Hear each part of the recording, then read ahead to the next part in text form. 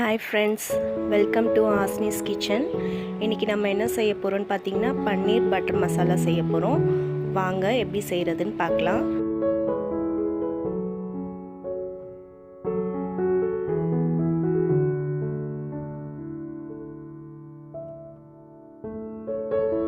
First panல எண்ணெய் ஊத்திக்கோங்க. கொஞ்சம் சூடாகட்டும்னு பன்னீர் வந்து சின்ன சின்ன பீசஸா நான் கட் பண்ணி வச்சிருக்கேன். அதை போட்டு கொஞ்சம் லைட்டா ஃப்ரை பண்ணிக்கோங்க. பன்னீர் பாத்தீங்கன்னா கொஞ்சம் லைட்டா ஃப்ரை ஆயிடுச்சு.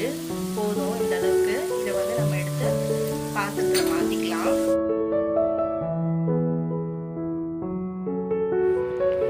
பன்னீரை எடுத்து வச்சுட்டேன். அதே பேன்லேயே கொஞ்சமாக எண்ணெய் விட்டு ஆனியன் சேர்த்துருக்கேன். ஆனியன் கொஞ்சம் லைட்டாக வதங்கட்டும்.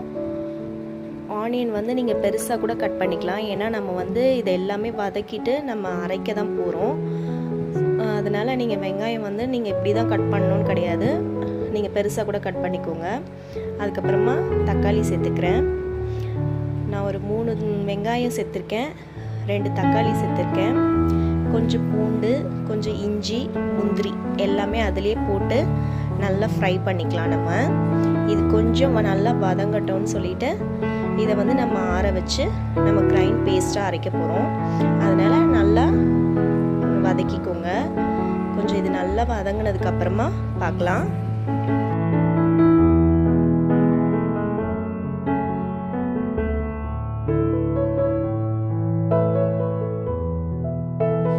இப்போ பார்த்தீங்கன்னா எல்லாமே வந்து நல்லா வதங்கிருச்சு பாருங்கள். இந்த மாதிரி நல்லா வதக்கிக்கோங்க.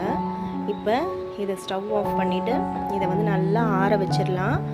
ஆற வச்சுட்டு இதை வந்து நம்ம ஒரு பேஸ்ட்டாக மிக்ஸி ஜாரில் போட்டு அரைச்சி எடுத்துக்கலாம்.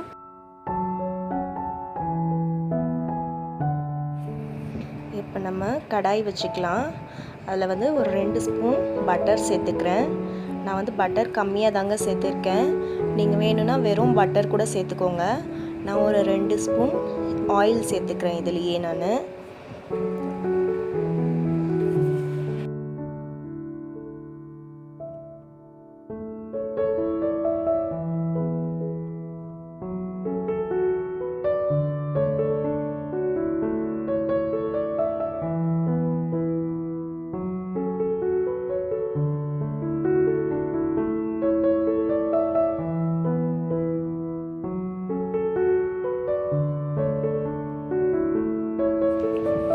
பாருங்கள் நல்லா காஞ்சிருச்சு.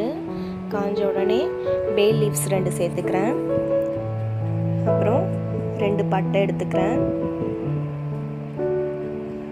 அதுக்கப்புறமா கொஞ்சோண்டு சோம்பு,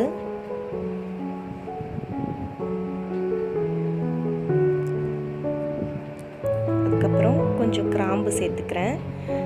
இதெல்லாம் வந்து போடணுன்ற அவசியம் இல்லை. நீங்கள் பேஸ்ட்டாக நீங்கள் அரைக்கும் போது கூட நீங்கள் இதெல்லாம் போட்டு அரைச்சிக்கலாம். நான் வந்து இதை தாளிக்கும் போது போடலாம் அப்படின்னு சொல்லிட்டு நான் இந்த மாதிரி செஞ்சுருக்கேன். இது போட்டுட்டு உடனே நம்ம அரைச்சி வச்சுருக்க விழுதை வந்து சேர்த்துக்கலாம். ஸ்டவ்வை வந்து ஸ்லோ பண்ணிக்கோங்க இந்த விழுதை சேர்க்கும் போது, ஏன்னா மேலே தெரிக்கும்.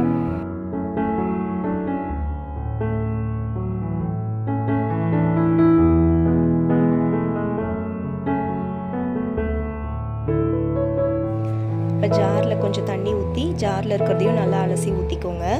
ஏன்னா இது வந்து நம்ம முந்திரி இதெல்லாம் நம்ம ஆட் பண்ணியிருக்கிறதுனால இது வந்து ரொம்ப திக்காயிடும். அதனால் கொஞ்சம் வந்து தண்ணி சேர்த்துக்கோங்க. ஏன்னா இது நல்லா கொதிக்கணும் இல்லைங்களா? கொதித்து வர்றதுக்குள்ளே இது வந்து ரொம்ப திக்காயிடும் இந்த கிரேவி. இப்போது இதுலேயே நம்ம வந்து மசாலா அங்கே சேர்த்துடலாம். நான் வந்து ரெட் சில்லி பவுடர் எடுத்திருக்கேன். ரெட் சில்லி பவுடர் எடுத்தால் தான் கொஞ்சம் நமக்கு அந்த கலர் கொடுக்கும். அதுக்காக ரெட் சில்லி பவுடர் 1 ஸ்பூனு, மஞ்சள் தூள் கொஞ்சம் கரம் மசாலா தூள் 1 ஸ்பூன் ஆட் பண்ணிக்கிறேன். இப்போ இதுக்கு தேவையான அளவுக்கு நான் கொஞ்சமாக கல்லுப்பு சேர்த்துருக்கேன். இப்போ இது எல்லாத்தையும் நல்லா கலந்து விட்டுருங்க. ஒரு கரண்டி வச்சு நல்லா கலந்துக்கோங்க. நல்லா கலந்துட்டு இது வந்து ஸ்லோ ஃப்ளேம்லேயே வச்சுக்கோங்க. ஹை ஃப்ளேம் வச்சிங்கன்னா வந்து தெரிக்கும். அப்படி சப்போஸ் ஹை ஃப்ளேம் வைக்கிறீங்க அப்படின்னா நீங்கள் மூடி போட்டு வச்சுருங்க. இல்லைன்னா மேலெல்லாம் பட்டுரும், தெரிக்கும் பயங்கரமாக. பார்த்தீங்கன்னா இப்போயே நல்லா அந்த திக்னஸ் தெரியுது பாருங்கள். இது இன்னும் நல்லா கொதிச்சு வந்ததுன்னா நல்லா திக்காயிடும். இது கொஞ்ச நேரம் கொதிக்கிட்டோன்னு சொல்லிட்டு நான் ஒரு தட்டு போட்டு மூடிடுறேன். இப்போ நம்ம இதை திறந்து பார்க்கலாம். பாருங்க, நல்லா கொதிச்சிட்ருக்கு.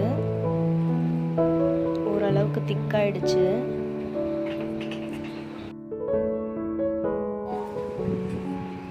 இப்போ நம்ம ஃப்ரை பண்ணி வச்சுருக்க பன்னீர் சேர்த்துக்கலாம். நம்ம எண்ணெயில் போட்டு லைட்டாக ஃப்ரை பண்ணதுனால பாருங்கள் தனித்தனியாக உதிரி உதிரியாக வருது. நம்ம அப்படியே கூட கட் பண்ணி சேர்த்துக்கலாம். அது வந்து கொஞ்சம் மாவு மாதிரி இருக்கும், கொஞ்சம் வந்து கரைஞ்சிரும். அது நீங்கள் இந்த மாதிரி எண்ணெயில் கொஞ்சம் நீங்கள் லைட்டாக ஃப்ரை பண்ணிவிட்டு நீங்கள் பன்னீர் சேர்த்திங்க அப்படின்னா பன்னீர் வந்து நல்லாயிருக்கும். இப்போ இது இந்த ஸ்டேஜில் இது கொஞ்சம் இன்னும் நல்லா கொஞ்சம் கொதிக்கிட்டோம். ஏன்னா பன்னீர்லலாம் அந்த கிரேவி அந்த உப்பு காரம் எல்லாம் இறங்கணும். அதனால் பன்னீர் சேர்த்துட்டு கொஞ்சம் நேரம் கொதிக்க வைங்க.